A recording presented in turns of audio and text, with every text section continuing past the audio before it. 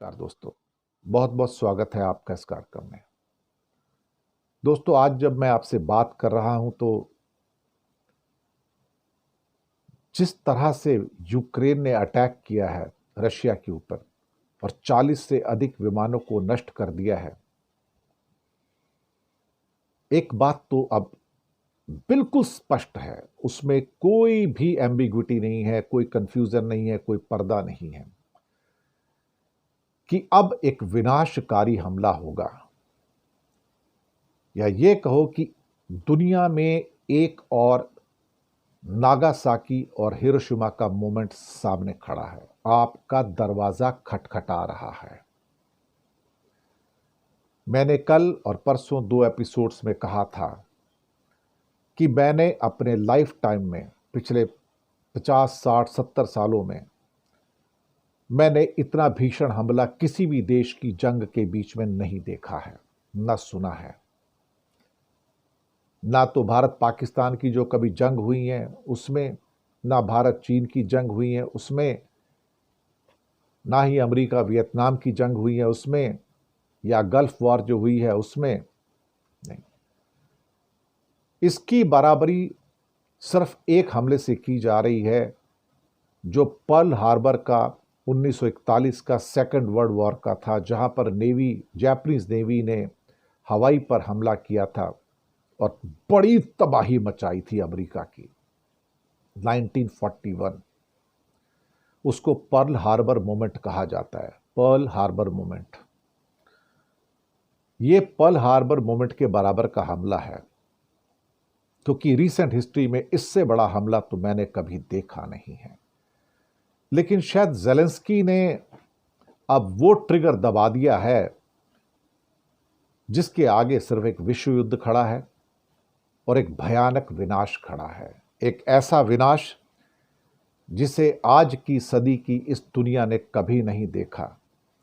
एक ऐसा विनाश जिसको पिछले करीब करीब कहा जाए तो 75-80 साल में इस दुनिया ने ना देखा, ना सुना, ना महसूस किया। ये दुनिया भूल चुकी थी कि जंग की तपिश क्या होती है और विश्व युद्ध की तपिश क्या होती है और उसकी बर्बादी क्या होती है। एक नागासाकी हिरोशिमा का मोमेंट सामने खड़ा है। पुतिन जो बदला लेंगे उसको लेके सारी दुनिया इस समय डरी हुई है, खौफजदा है। इतनी खौफजदा कि मैं बता नहीं सकता। और सबसे बड़ा खौफ अगर इस समय कहीं इस समय छाया हुआ है तो वो यूरोप में छाया है, हमारा क्या होगा। क्योंकि फिर अगर तबाही होगी तो पूरी होगी। नेटो कंट्रीज ने ज़ेलेंस्की के थ्रू उस बटन को दबा दिया जिसमें पूरे यूरोप की बर्बादी धुआं धुआं लिखा हुआ है। दरअसल यूरोप अपनी औकात से बाहर निकल गया। रशिया के सामने Britain, Germany, France, Italy, Spain, ये अपनी औकात से बाहर निकल गए। इनकी औकात अब रशिया ही उन्हें समझाएगा कि तुम्हारी औकात बेसिकली 2 कौड़ी की है, लेकिन तुम जो इतना बन रहे हो ना, अब तुम नहीं रहोगे, अब तुम्हारा अंतकाल नजदीक है। यूरोप की बर्बादी सामने लिखी हुई है, आप लिख कर रख लीजिए। एक और हिरोशिमा और नागासाकी के लिए अब आप तैयार रहिएगा।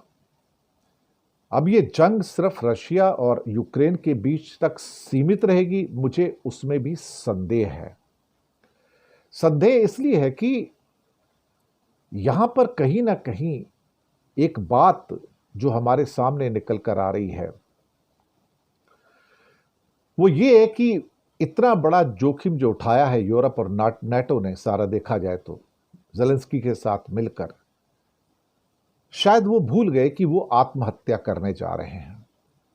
आप कहेंगे कि मैं रशिया का साथ क्यों दे रहा हूं। बात रशिया के साथ देने की नहीं है, बात यह है कि अमेरिका और जो नेटो कंट्रीज हैं, इनकी जो दादागिरी है वो इस कदर बढ़ चुकी थी कि इनको लगता था कि ये इनविंसिबल हैं, इनको कोई पार नहीं पा सकता है। लेकिन शायद वो भूल गए कि अगर वक्त आ जाए तो फिर जो 6000 एटम बम लेके क्या कहते हैं रशिया बैठा है, तो वो तुमको छोड़ने वाला नहीं है।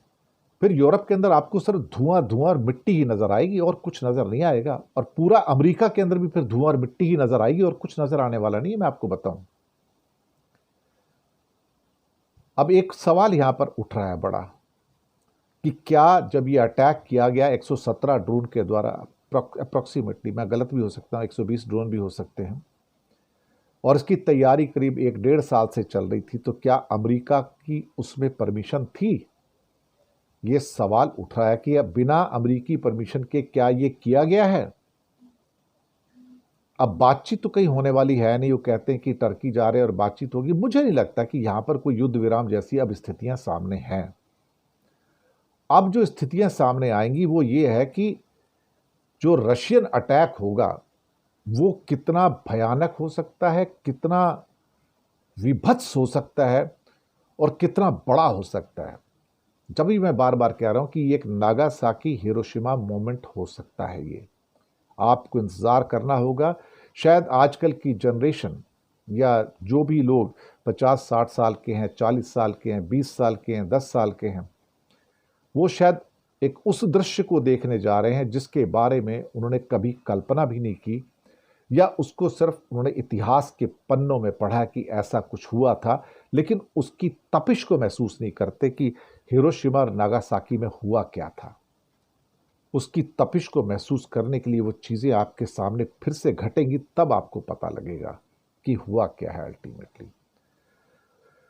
और रशिया अब इन अल्टीमेट वेपन्स का इस्तेमाल कर सकता है, और उस समय बचाने वाला कोई नहीं होगा।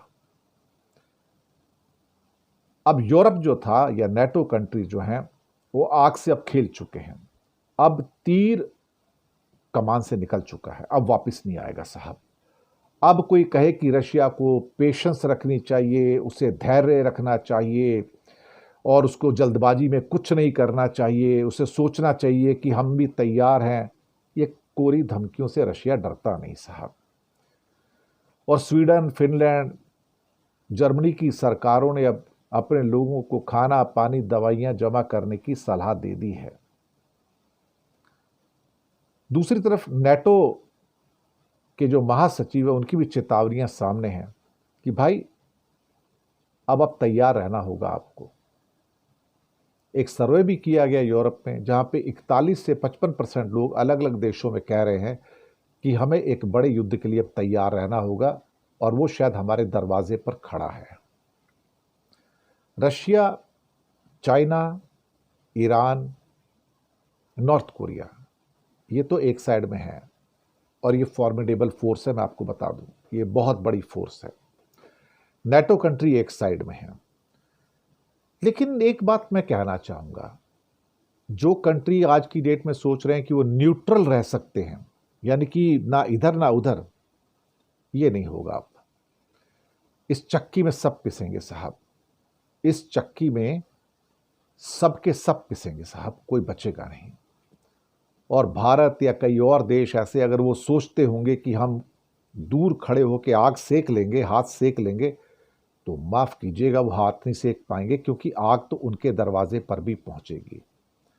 और फिर ये दुनिया जब बटेगी तो फिर ऐसी बटेगी कि फिर सदियों तक एक नहीं होगी। यूरोपीय देश जो हैं अपने नागरिकों को एक इमरजेंसी सिचुएशन के लिए तैयार रहने की सलाह दे रहे हैं। सिर्फ इस बात का खौफ है कि पुतिन का अगला कदम क्या होगा। और पुतिन इस समय हमला तो करेगा अब, और ऐसा हमला करेगा जो शायद लोगों की रूह भी कांप जाए और लोगों के शरीर की हड्डियां भी कांप जाएं। ये तो होने जा रहा है, और मैं कोई खौफनाक सीन नहीं पैदा कर रहा हूं, और मैं ना ही ये कहने की कोशिश कर रहा हूं कि रशिया में इतनी हिम्मत नहीं है कि वो अटैक ना कर सके, क्योंकि रशिया ने अभी तक अपने टॉप लेवल के वेपन्स का यूक्रेन में उपयोग नहीं किया है। उसकी जो 10,000 से ज़्यादा मिसाइलों का जखीरा है वो अभी पड़ा हुआ है, उसने उसका इस्तेमाल नहीं किया है, मैं आपको बताऊं। और जब उसका इस्तेमाल शुरू होगा तो फिर इस दुनिया में त्राहिमाम त्राहिमाम होगा। ये सही है कि उसमें रशिया भी बर्बाद होगा, लेकिन रशिया एरिया में इतना बड़ा कंट्री है, इतना बड़ा कंट्री है, दुनिया का सबसे बड़ा देश है, कि पूरी दुनिया के 10,000 एटम बम भी गिरा दोगे तो भी रशिया बर्बाद नहीं होने वाला है। लेकिन यूरोप सारा बर्बाद हो जाएगा और अमेरिका सारा बर्बाद हो जाएगा, आप ध्यान रखिएगा।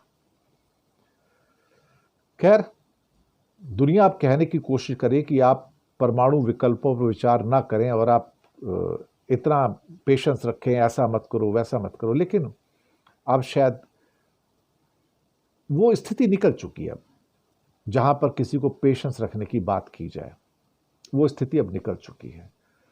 अब सिर्फ ये देखना है कि वो घड़ी, वो मोमेंट, वो दिन, वो घंटा कौन सा है जब आपके सामने दुनिया का सबसे बड़ा विनाश शायद सामने खड़ा हो। इंतजार करना होगा एक नागासाकी और हिरोशिमा मोमेंट के लिए। शुक्रिया आपका।